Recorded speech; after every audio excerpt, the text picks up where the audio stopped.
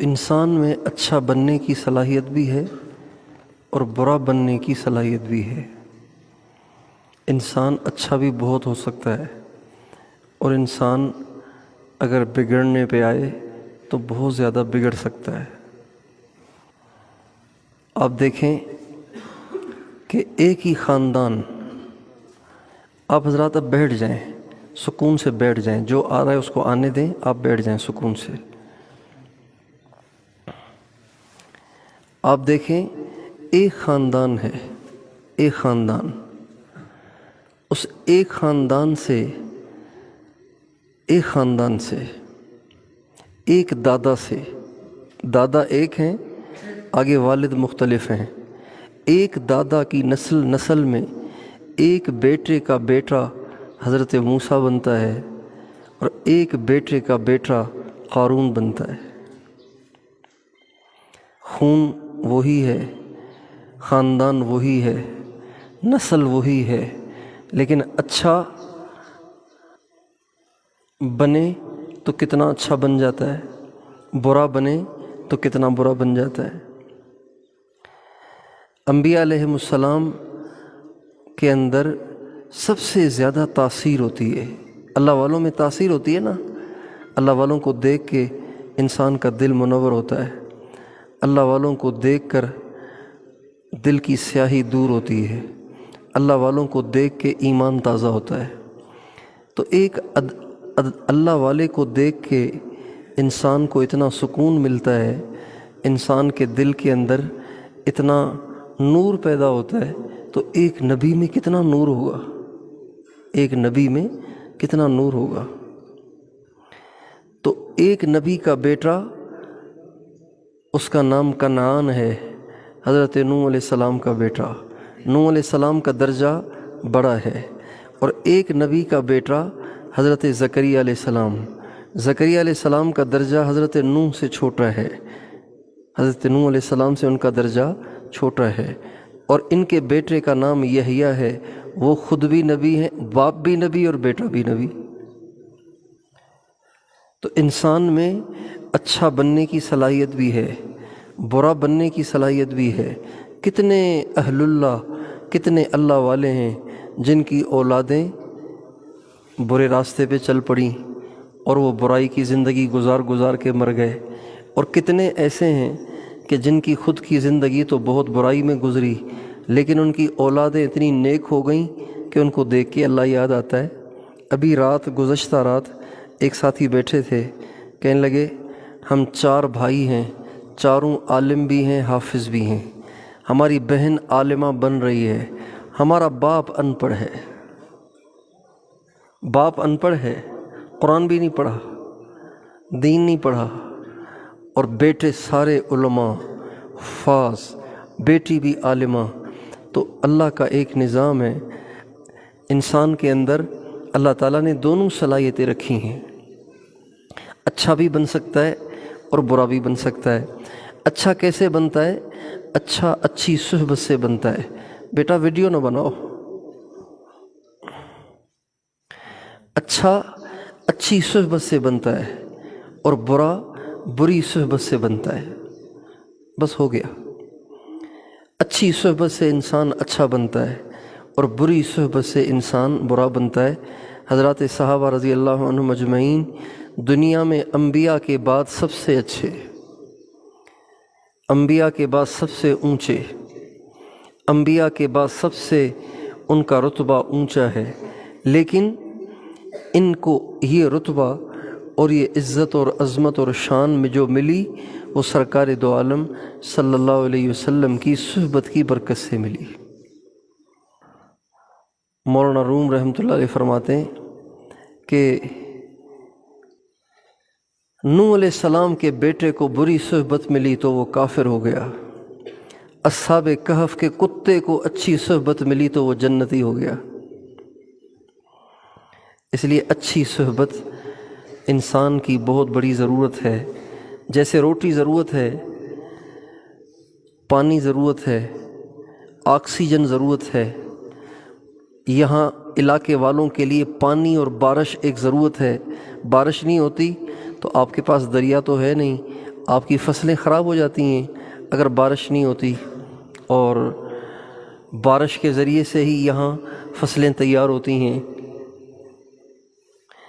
تو جس طرح بارش آپ کی ضرورت ہے، پانی آپ کی ضرورت ہے، اور شادی آپ کی ضرورت ہے، کھانا پینا اور اولاد آپ کی ضرورت ہے، صحت ہماری اور آپ کی ضرورت ہے، اسی طرح اچھی صحبت بھی ضرورت ہے۔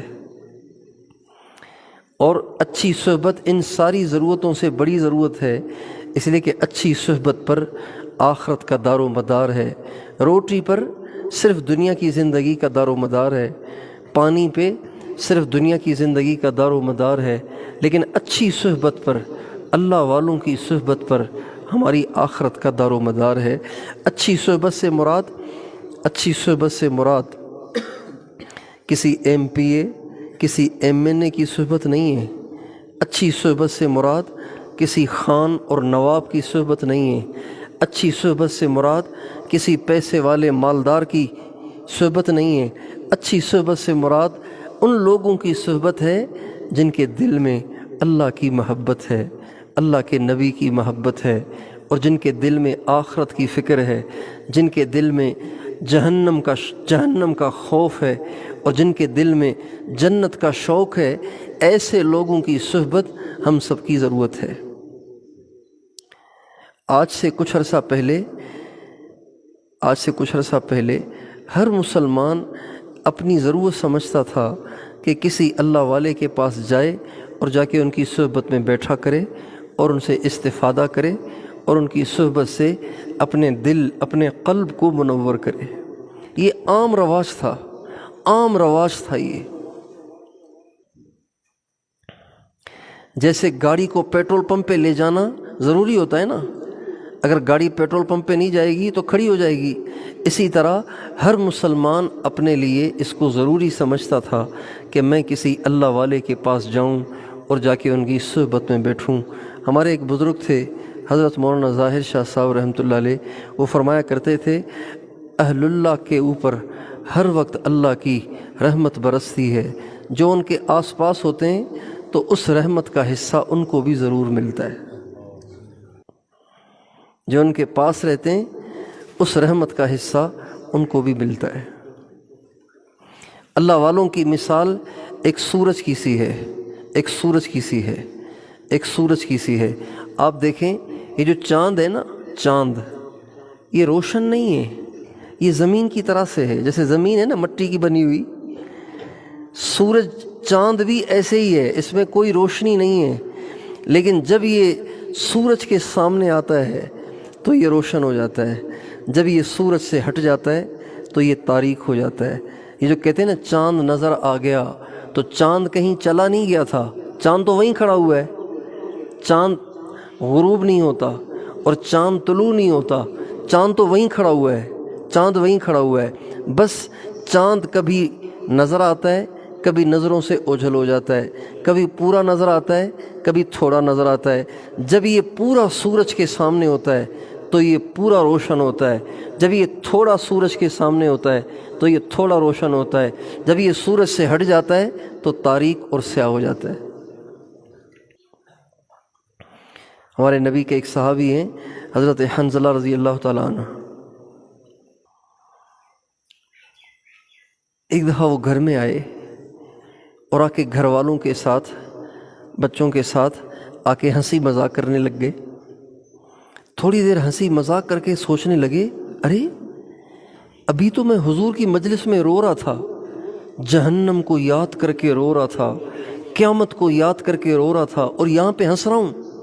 یہ تو نفاق ہے، یہ تو منافقت ہے کہ وہاں کچھ اور یہاں کچھ اور۔ اس کو صحابہ منافقت سمجھتے تھے۔ جو لوگ ظاہر میں بڑے نیک بنے پھرتے ہیں اور تنہائیوں میں اللہ کی نافرمانیاں کرتے ہیں، تنہائی میں اللہ کو ناراض کرتے ہیں اور اپنے اندر ہی اندر برائیوں میں مبتلا رہتے ہیں، ان کے ایمان کے چھن جانے کا خدشہ ہوتا ہے، ان کے ایمان سے محروم ہو جانے کا خدشہ ہوتا ہے۔ اس لیے انسان کو چاہیے کہ ہمیشہ ایک رنگ میں رہے، جیسے حقیقت میں ہو لوگوں کے سامنے بھی ویسے ہی رہے، اپنے آپ کو زیادہ لوگوں کے سامنے بناوٹ کا اظہار نہ کرے، بناوٹ اللہ کو سخت ناپسند ہے۔ تو حضرت حنظلہ کہنے لگے حضور کے پاس تو میں رو رہا تھا اور یہاں آ کے میں ہنس رہا ہوں، اس کا مطلب ہے ایمان نہیں ہے، نفاق ہے۔ یہ خیال آتے ہی انہوں نے رونا شروع کیا اور کہنے لگے نافق حنظلہ، نافق حنظلہ، ارے حنظلہ تو منافق ہو گیا، میں تو سمجھتا تھا میں مومن ہوں، میں تو منافق ہوں۔ یہ کہہ کر روتے ہوئے اپنے گھر سے نکلے اور سیدھے جانے لگے نبی اکرم صلی اللہ علیہ وسلم کے پاس، یہ بتانے کے لیے کہ یا رسول اللہ میں تو اپنے آپ کو مسلمان سمجھتا ہوں، میں تو منافق ہوں، اب یہ میرا مرض ہے، حضور طبیب ہیں، میں حضور سے اپنا علاج کراؤں۔ جب جانے لگے تو راستے میں سیدنا صدیق اکبر رضی اللہ تعالی عنہ، افضل الامہ، افضل الامہ، افضل الناس بعد الانبیاء، حضرت صدیق اکبر، سیدنا صدیق اکبر رضی اللہ تعالی عنہ وہ ان کو راستے میں مل گئے۔ کہنے لگے حنظلہ آپ کیوں رو رہے ہیں، آپ کے ساتھ کیا مسئلہ ہے؟ کہنے لگے میں منافق ہوں، میں مسلمان نہیں ہوں، میں جا رہا ہوں حضور کو اپنی حقیقت بتانے کے لیے۔ کہنے لگے کیوں بھائی، آپ تو مسلمان ہیں، آپ تو پکے مومن ہیں۔ کہنے لگے نہیں، حضور کی مجلس میں رو رہا تھا اور گھر میں جا کے میں ہنس رہا ہوں، اسی کا نام تو نفاق ہے۔ کہنے لگے حنظلہ یہ کیفیت تو میری بھی ہے۔ چنانچہ حضرت صدیق اکبر بھی رونا شروع ہو گئے اور کہنے لگے یہ منافقت تو میرے اندر بھی ہے۔ چنانچہ دونوں پہنچے نبی پاک علیہ السلام کے پاس اور کہا یا رسول اللہ ہم تو منافق ہو گئے۔ آپ علیہ السلام نے فرمایا حنظلہ انسان ایک حالت میں کبھی نہیں رہتا، تم جیسے میرے پاس رہتے ہو نا، جیسے میرے پاس رہتے ہو، گھر جا کے ایسے کیسے رہ سکتے ہو؟ یہاں تم میرے پاس ہو، میرے انوار، یہ ایک مفہوم بنتا ہے، میرے انوار تم میں منتقل ہوتے ہیں، تمہاری کیفیت الگ ہوتی ہے۔ جب تم میرے سامنے سے ہٹ جاتے ہو تو میرے وہ انوار تمہاری طرف متوجہ نہیں رہتے، لہٰذا تمہاری وہ کیفیت نہیں رہتی۔ پھر آپ نے فرمایا حنظلہ اگر وہ کیفیت جو تمہیں میرے سامنے حاصل ہوتی ہے، یہ کیفیت تمہیں گھر میں بھی حاصل ہو تو تمہیں تو راستے میں چلتے ہوئے فرشتے تم سے مصافحہ کریں۔ صحبت کا اتنا اثر پڑتا ہے۔ آج اچھی صحبت کے نہ ملنے کی وجہ سے، اہل اللہ کی صحبت کے نہ ملنے کی وجہ سے ہم دین سے آہستہ آہستہ ہٹ رہے ہیں اور دین کی حقیقت سے ہم محروم ہو رہے ہیں۔ ہمارے مسلمانوں میں نمازیوں کی تعداد کم ہو رہی ہے، سنت پہ چلنے والوں کی تعداد کم ہو رہی ہے، داڑھی رکھنے والوں کی تعداد کم ہو رہی ہے، ٹوپی پہننے پگڑی پہننے والوں کی تعداد کم ہو رہی ہے، دیانت داروں کی تعداد کم ہو رہی ہے، بد دیانت اور خیانت اور کرپٹ قسم کے لوگوں کی تعداد بڑھ رہی ہے، نافرمانوں کی تعداد بڑھ رہی ہے، اللہ کے نافرمانوں کی تعداد بڑھ رہی ہے، نمازیوں کی تعداد گھٹ رہی ہے، پھر نمازیوں میں بھی خشوع خضوع والوں کی تعداد گھٹ رہی ہے۔ ہمارے نبی نے ایک دفعہ ارشاد فرمایا ایک وقت آئے گا کہ میری امت سے علم کو اٹھا لیا جائے گا۔ ایک صحابی اپنے شاگرد کو جب یہ حدیث سنانے لگے تو فرمانے لگے تمہیں پتہ ہے کہ جب علم اٹھایا جائے گا تو سب سے پہلے کیا چیز اٹھائی جائے گی؟ کہ آپ بتائیے کیا اٹھایا جائے گا؟ کہ سب سے پہلے نماز کا خشوع اٹھایا جائے گا۔ تو دیکھے گا کہ بھری مسجد میں ایک بھی شخص خشوع خضوع سے نماز پڑھنے والا تمہیں نظر نہیں آئے گا۔ آج کتنے نوجوان ہیں نماز نہیں پڑھتے، اور جو پڑھتے ہیں ان کی نمازوں کا حال بھی دیکھ لیجیے کہ کیا نماز پڑھتے ہیں۔ کھڑے ہوتے ہیں اللہ کے سامنے اور گھوم رہے ہوتے ہیں باہر۔ اللہ کے سامنے کھڑے ہوئے ہیں، اللہ کے سامنے اتنے بڑے بادشاہ کے سامنے کھڑے ہوئے ہیں اور ہوش ہی نہیں ہے اور خیال ہی نہیں ہے، اللہ کی عظمت سے دل خالی ہے، اللہ کی عظمت سے دل خالی ہے۔ حضرات صحابہ کرام رضوان اللہ علیہم اجمعین کو حضور اکرم صلی اللہ علیہ وسلم کی صحبت کی برکت سے یہ کیفیت حاصل ہوئی کہ اللہ تعالیٰ قرآن پاک کے اندر ارشاد فرماتے ہیں رجال لا تلہیہم تجارت ولا بیع عن ذکر اللہ، یہ ایسے لوگ ہیں جب یہ تجارت کر رہے ہوتے ہیں ان کا دل پھر بھی اللہ کے ساتھ جڑا ہوتا ہے، ان کا دل پھر بھی اللہ کے ذکر میں مشغول ہوتا ہے، یہ ایسے لوگ ہیں۔ آج ہمارے دل دنیا کی محبت میں گرفتار ہو گئے، دنیا کی محبت سے بھر گئے اور گناہ کر کر کے سیاہ ہو گئے، پتھر ہو گئے۔ آج ہم سجدے میں جاتے ہیں نا، سجدے میں جاتے ہیں تو کوشش کرتے ہیں 3 تسبیح پڑھیں اور جلدی سے سر اٹھائیں۔ اور حضرات صحابہ کے بارے میں اللہ تعالیٰ پتہ ہے کیا فرماتے ہیں؟ اللہ تعالیٰ فرماتے ہیں والذین یبیتون لربہم سجدا وقیاما، وہ لوگ ہیں کہ جو ساری رات سجدے میں گزار دیتے ہیں، سجدے میں جاتے ہیں، سر اٹھانے کو دل ہی نہیں کرتا، نماز میں کھڑے ہوتے ہیں سلام پھیرنے کو جی نہیں کرتا۔ محمد الرسول اللہ والذین معه اشداء علی الکفار رحماء بینہم تراہم رکعا سجدا یبتغون فضلا من اللہ ورضوانا سیماہم فی وجوہہم من اثر السجود ذالک مثلہم فی التوراۃ ومثلہم فی الانجیل۔ محمد کے ساتھیوں کی شان بتاؤں؟ اللہ کہتے ہیں محمد کے ساتھیوں کی شان بتاؤں؟ آپس میں بڑے خوش اخلاق ہیں، آپس میں بڑے ہمدرد اور خیر خواہ ہیں، کبھی کوئی مسلمان کسی مسلمان کا حق نہیں کھاتا، کبھی کوئی مسلمان کسی مسلمان کی دل آزاری نہیں کرتا، کبھی کوئی مسلمان کسی مسلمان کی تحقیر اور تذلیل نہیں کرتا، لیکن کافروں کے بارے میں بڑے سخت ہیں۔ اور تو دیکھے گا کہ کبھی وہ رکوع میں ہوں گے، کبھی وہ سجدے میں ہوں گے، اور رکوع بھی کریں گے سجدے بھی کریں گے، صرف اس لیے کہ اللہ راضی ہو جائے، اور سجدے کر کر کے ان کے ماتھوں پہ نشان پڑ گئے۔ سیماہم فی وجوہہم من اثر السجود، اتنے لمبے سجدے کرتے ہیں کہ ان کے ماتھے پہ نشان پڑ گئے ہیں۔ حضرت علی رضی اللہ تعالیٰ عنہ ایک دفعہ صبح کی نماز پڑھی، اور صبح کی نماز پڑھنے کے بعد پریشان بیٹھے تھے، غمگین، اداس، پریشان بیٹھے تھے۔ کسی نے پوچھا حضرت آپ کیوں پریشان ہیں؟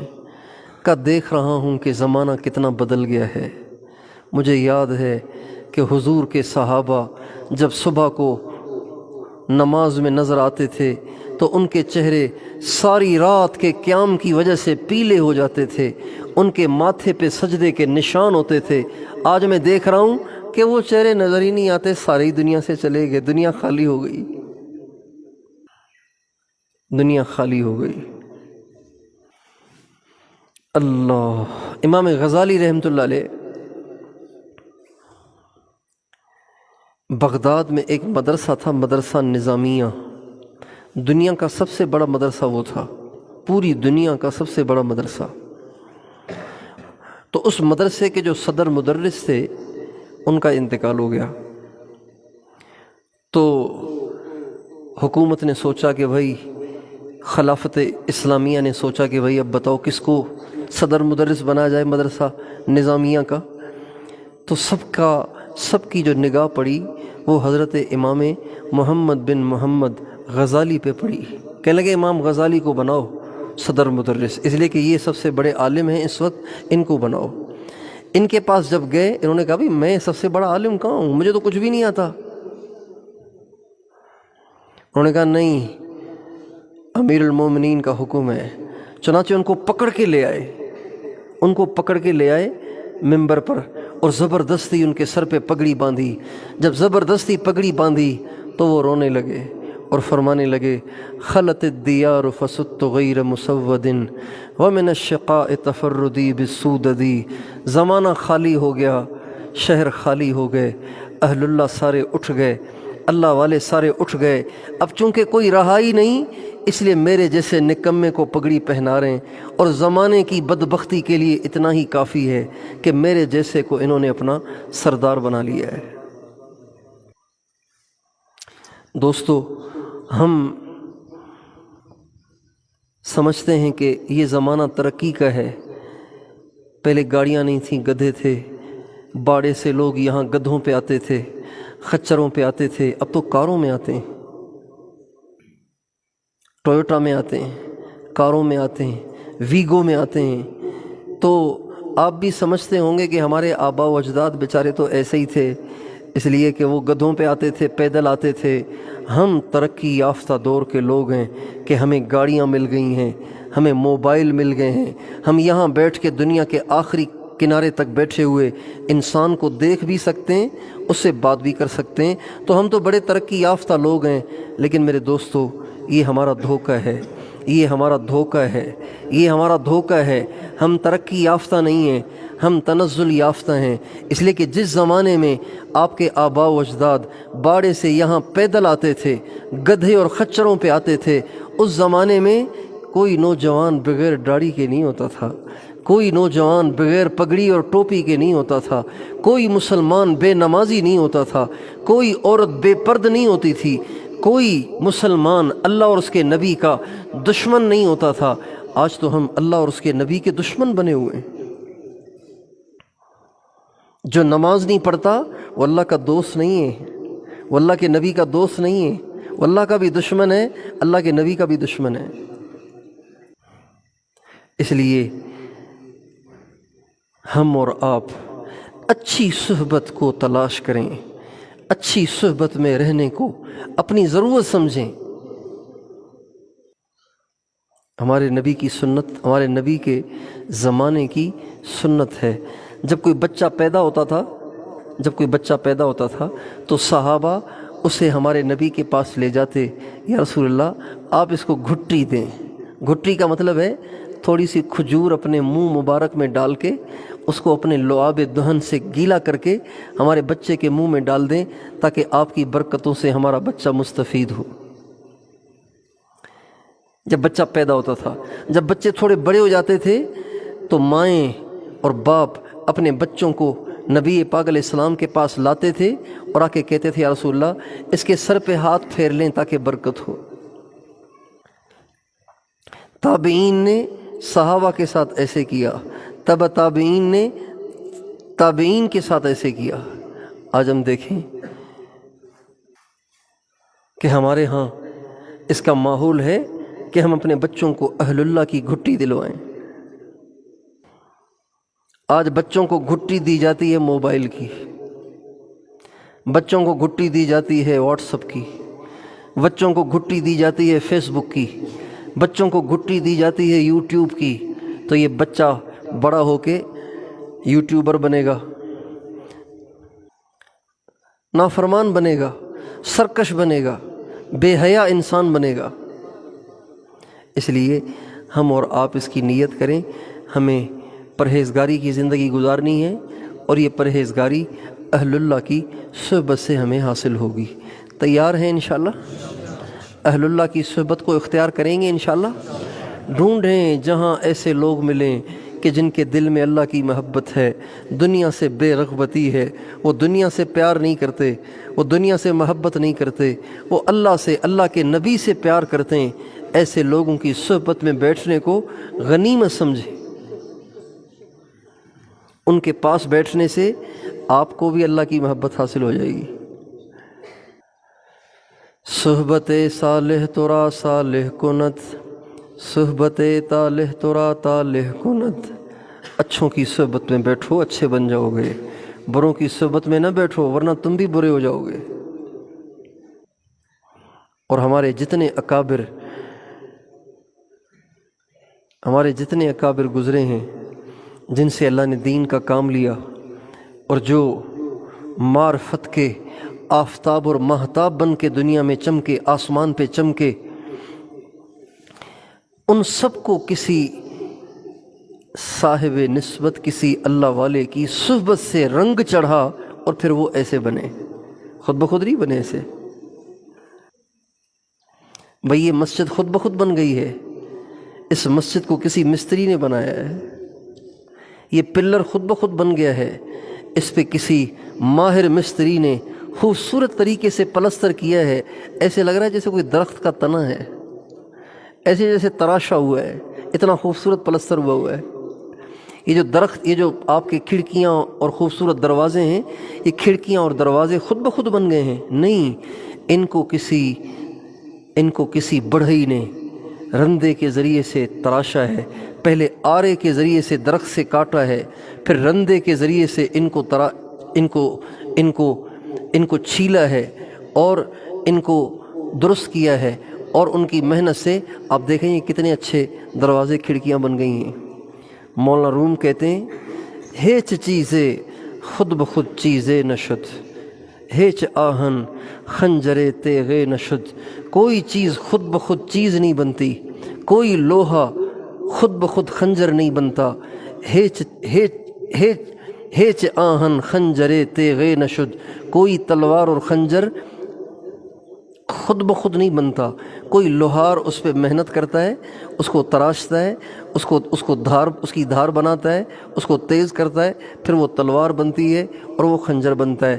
مولوی ہرگز نشد مولا روم، تا غلام شمس تبریز نشد، مولوی کبھی مولا نہیں بنے گا، مولا روم نہیں بنے گا جب تک کہ کسی شمس تبریز کا غلام نہ بن جائے۔ اسی طریقے سے انسان کی اصلاح ہوتی ہے، انسان کی تربیت ہوتی ہے اور انسان اچھا بنتا ہے۔ تو میں بھی، آپ بھی، ہم سب نیت کریں، انشاءاللہ ہم بھی اچھا بننے کی محنت اور کوشش کریں گے انشاءاللہ۔ اہل اللہ کی صحبت کو تلاش کریں گے انشاءاللہ۔ اہل اللہ کی صحبت کو اپنی ضرورت سمجھیں، اپنی ضرورت سمجھیں۔ آپ دور دور سے پانی بھرنے جاتے ہوں گے نا، دور دور سے پانی بھرنے جاتے ہوں گے، جی، آپ کا کھیت آپ کے گھر سے دور ہے، آپ وہاں جا کے کاشتکاری کرتے ہوں گے نا، تو اسی طرح چل کر جائیں جہاں اہل اللہ ہیں، جا کے ان سے استفادہ کریں، جا کے ان کی صحبت میں بیٹھیں، جا کے ان سے اللہ اللہ سیکھیں، جا کے ان سے اپنے دلوں کو منور کروائیں، اور پھر نیک بن کر زندگی گزاریں اور اوروں کو بھی نیک بنائیں۔ اللہ تعالیٰ مجھے اور آپ کو نیک بننے کی فکر عطا فرمائے۔ نیک بننا تو بعد میں ہوتا ہے، پہلے اس کی فکر لگتی ہے۔ حضرت یوسف علیہ السلام کتنے بڑے نبی ہیں، کتنے بڑے نبی ہیں۔ اللہ پاک سے دعا کر رہے ہیں کیا؟ رب توفنی مسلماً والحقنی بالصالحین، اے اللہ مسلمان بن کر موت دے اور مجھے نیک لوگوں کے ساتھ ملا دے، یعنی مجھے نیک بنا دے، مجھے نیک لوگوں کے ساتھ ملا دے۔ زکریا علیہ السلام کو اولاد نہیں ہے، اللہ سے دعا کر رہے ہیں رب ہب لی من الصالحین، اے اللہ کوئی نیک بچہ دے دے۔ اس لیے اللہ تعالی ہمیں نیک بننے کی فکر عطا فرمائے، نیک بننے کی کوشش کریں اور محنت کریں۔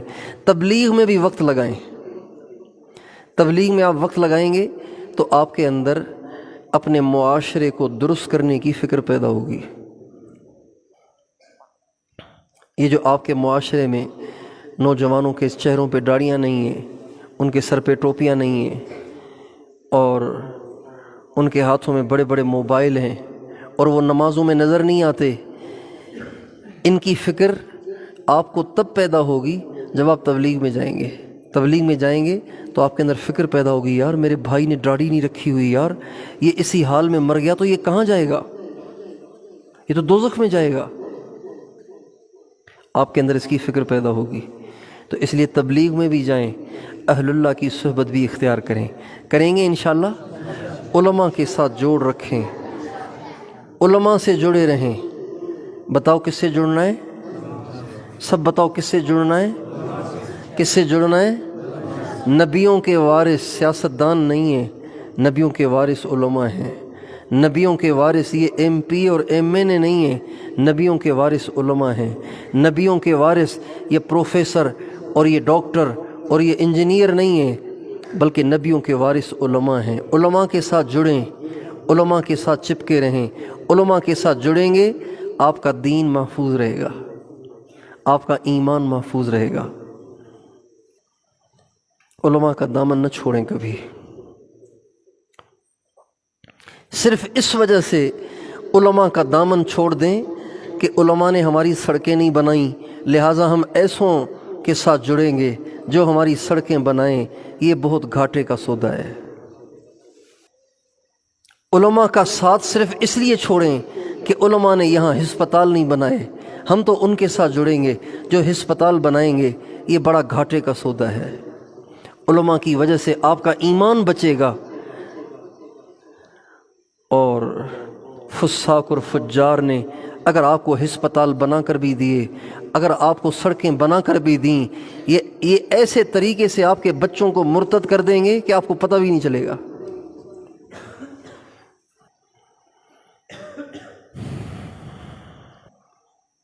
ان العلماء ورثۃ الانبیاء، نبیوں کے وارث نبی ہیں۔ کیا مطلب؟ نبی کی سیٹ پر اب کون ہے؟ علماء ہیں۔ نبی کے جانشین اب کون ہیں؟ علماء ہیں۔ اس لیے جیسے کیسے ہیں، ٹھیک ہے، اگر آپ کے تقاضوں کے مطابق وہ نہیں اترتے، پھر بھی جیسے کیسے ہیں ان کے ساتھ جڑے رہیں تاکہ ایمان بچ جائے۔ جس ملک نے، جس خطے نے، جس قوم نے اپنا بڑا فساق کو بنایا، فجار کو بنایا، وہ قوم آگے چل کر مرتد ہو گئی۔ قیامت کی نشانی میں سے ایک نشانی ہے وَكَانَ زَعِيمُ الْقَوْمِ أَرْذَلَهُمْ وَسَادَ الْقَبِيلَةَ فَاسِقُهُمْ، قبیلے کا سردار فاسق ہوگا اور قوم کا لیڈر سب سے زیادہ رذیل اور گنہگار اور سب سے زیادہ اللہ کا نافرمان ہوگا۔ یہ قیامت کی نشانیوں میں سے ایک نشانی ہے۔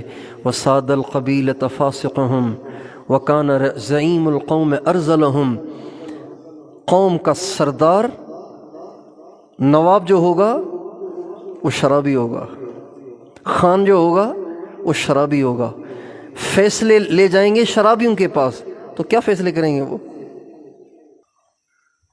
وَكَانَ زَعِيمُ الْقَوْمِ أَرْذَلَهُمْ، اور ان کے جو حکمران ہوں گے، ان کے جو لیڈر ہوں گے، ان کے جو قائد ہوں گے، وہ قوم میں سب سے بڑے نافرمان اور گندے لوگ ہوں گے۔ نہ ان کو حلال کی تمیز ہوگی، نہ حرام کی تمیز ہوگی۔ ان کو پتہ ہی نہیں ہوگا کہ حیا کیا ہے، پاک دامنی کیا ہے، تقوی کیا ہے، پرہیزگاری کیا ہے، ان کو پتہ ہی نہیں ہوگا۔ ایسے لوگ لیڈر بن جائیں گے۔ یہ قیامت کی نشانیوں میں سے ایک نشانی ہے۔ اللہ تعالی ہم سب کی حفاظت کرے۔ اللہ تعالی ہمیں اچھے لیڈر دے، اچھے سردار دے، اچھے امام اور مقتدی عطا فرمائے۔ تو اس لیے آپ سے درخواست ہے، علماء کے ساتھ جڑیں، علماء سے نہ کٹیں۔ ہمارے ہاں سندھ میں ایک علاقہ ہے تھرپارکر، ریگستانی علاقہ ہے، وہاں فصل بھی نہیں ہوتی اور وہاں پہ کوئی دریا بھی نہیں ہے۔ وہاں پہ جانور بھوک کی وجہ سے مر جاتے ہیں، بکریاں چیخ چیخ کے مر جاتی ہیں، اتنی وہاں قحط سالی ہے، ریگستان ہے۔ تو وہاں پہ قادیانیوں نے اور عیسائی مشینری نے وہاں جا کے اسکول بنائے، وہاں جا کے ہسپتال بنائے اور ان کو پیسے دیے، ان پہ خرچہ کیا اور ان سے کہا یہ تو تمہیں پوچھتے نہیں ہیں نا، ہم تمہارے لیے ہسپتال بھی بنا دیتے ہیں، ہم تمہارے لیے اسکول بھی بنا دیتے ہیں، تو بتاؤ ہم اچھے ہوئے کہ وہ اچھے ہوئے؟ وہ کہتے ہیں آپ تو بہت اچھے ہیں۔ یہ کہہ کر آہستہ آہستہ آہستہ آہستہ ان کو قادیانی بنا دیا، آہستہ آہستہ ان کو عیسائی بنا دیا۔ تو اس لیے اس کا شوق ہی نہ رکھیں کہ یہاں ہسپتال ہوں۔ آپ اللہ سے دعا کریں، ہسپتال کی ضرورت ہی کیوں ہے آپ کو؟ ہم لوگ گئے صومالی لینڈ، تو وہاں پہ اللہ کی عجیب شان دیکھی ہم نے۔ وہاں پہ بڑے بڑے شہروں میں ہسپتال نہیں ہے، ہسپتال ہے ہی نہیں بڑے بڑے شہروں میں۔ کہیں اکا دکا کوئی چھوٹا سا ہسپتال ہے، وہ بھی خالی پڑا ہوا ہے، ڈاکٹر بھی اس میں نہیں ہے، ڈسپینسر بیٹھا ہوا ہے۔ ہسپتال اکا دکا، پورے ملک میں اکا دکا ہسپتال، اور وہ بھی خالی، کوئی مریض نہیں۔ تو ہم بڑے حیران ہوئے کہ یہاں ہسپتالوں میں کوئی نہیں ہے، کیا مسئلہ ہے؟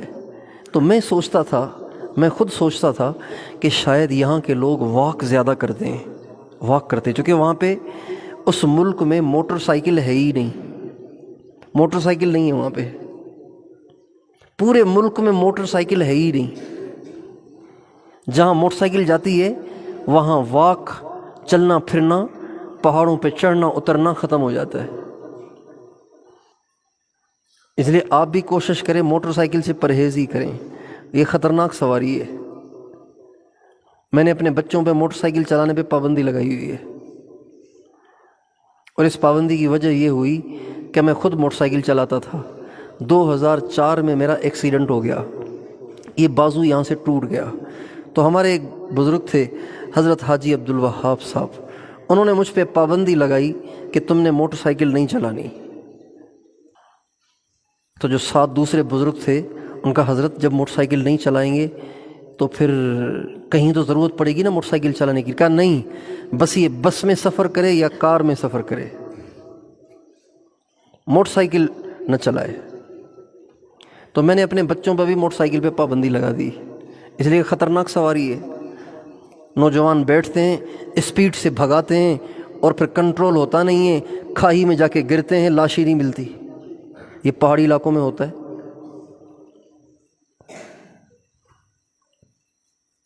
تو میں یہ سمجھتا تھا کہ صومالی لینڈ کے لوگ اس لیے صحت مند ہیں کہ ان کا کھانا سادہ ہے، سادہ کھانا کھاتے ہیں، زیادہ گھی اور زیادہ مسالے یہ چیزیں نہیں کھاتے، سادہ کھانا کھاتے ہیں، اور چلتے پھرتے زیادہ ہیں۔